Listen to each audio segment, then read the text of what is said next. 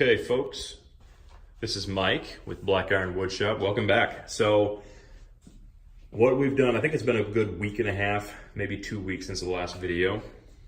And what we've accomplished since then. So if we look down here, we have the frame upside down and painted in the alabaster white Sherwin-Williams color. That is all ready. And then now I am in the middle of, and really almost done, with staining the top of it and then the bottom shelf. So these three will go on the bottom shelf.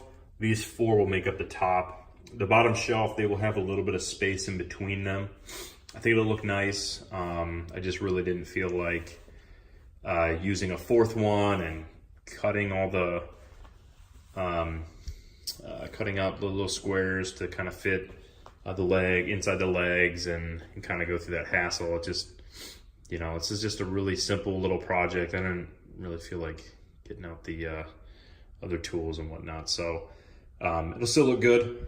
It'll look really good. So the stain that we used, I got from Home Depot. They switched who they're using for stain.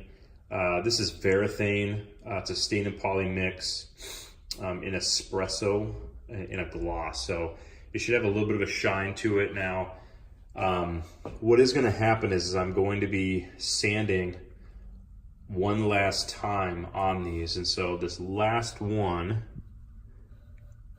it is, I believe, this side. I'll show you this last one here. So I've already sanded it. You can't feel it, but I can. It's extremely smooth. It really doesn't have much of a shine to it after I sand it. I'm gonna try and stain it one last time and just kind of see. So what happens is when you do a stain, you have some of the little fibers in the wood come up.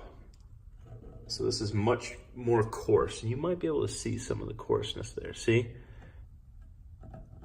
Finger across that. Sounds much better when that's stained. So I'm going to apply one more coat of the stain after now I've sanded it, and I'm going to see if it kind of gets a little bit of that coarseness back, or if it stays this smooth texture like this is. So I'm really curious about that, and of course I'll make a video after I do that, which really I could actually stain this right now, and I probably will as soon as I put the camera down. So just to kind of see how that looks. Obviously I've not run any sandpaper across these edges. Now, what you missed before I got to this point, before I stained any of this, I actually used my sander and sanded, is that the right way?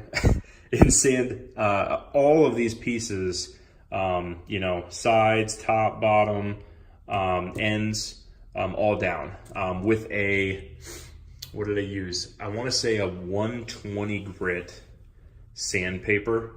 I normally use 80, but I really didn't want it to take off too much, and I wanted a little bit better feel to it. So I used a 120.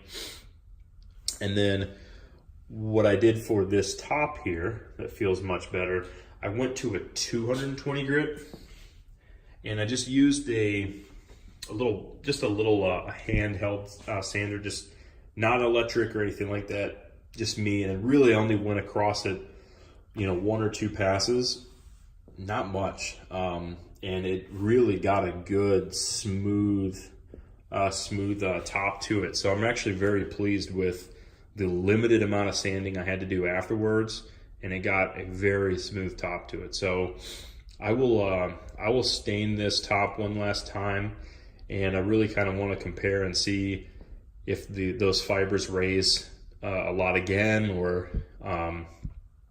if they're good, and then I can then go and seal it with a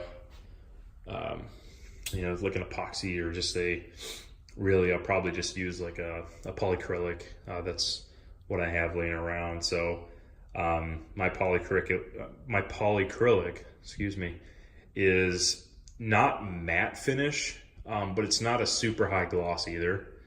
So we'll see how that looks, and really I think I'll be happy with the end product.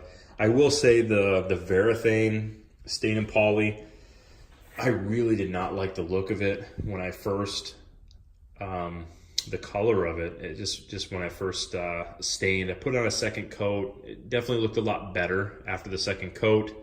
I'm really curious to see, whether the final product I'm going to be very happy with it or not. So what I'm used to is, I'm trying to remember the company, but it's who Home Depot had prior to Varathane. They just switched everything over.